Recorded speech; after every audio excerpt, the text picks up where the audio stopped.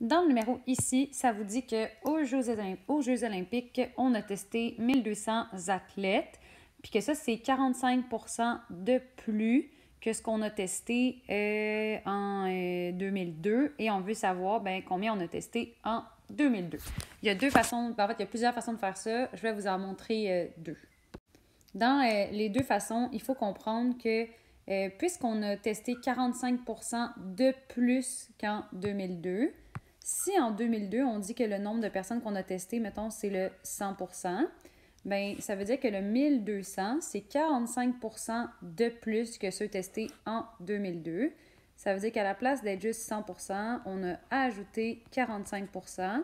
Fait que ça veut dire que le 1200 athlètes, il correspond à 145% du nombre qu'on a testé en 2002.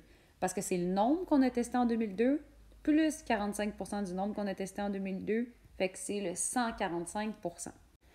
Donc maintenant, je te présente deux façons de le faire différentes. Donc la première, c'est de dire que 145% en nombre à virgule, c'est 1,45.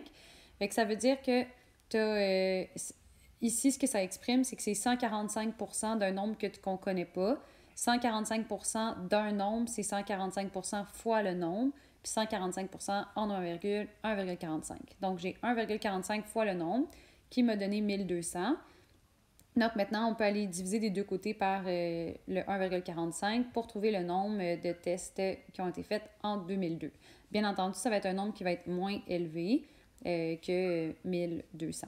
C'est un peu comme si, dans le fond, on avait payé une taxe de 45%, un petit peu. C'est comme si le 1200, c'était genre 45% de plus. Sinon, l'autre façon de le faire, c'est de vous dire que le 1200, ça correspond à 145% du nombre de personnes qui ont été testées en 2002. Toi, tu veux retourner au 100%, donc au nombre normal. Fait que pour aller trouver le X, tu peux utiliser le fait que dans une proportion, le produit des extrêmes est égal au produit des moyens.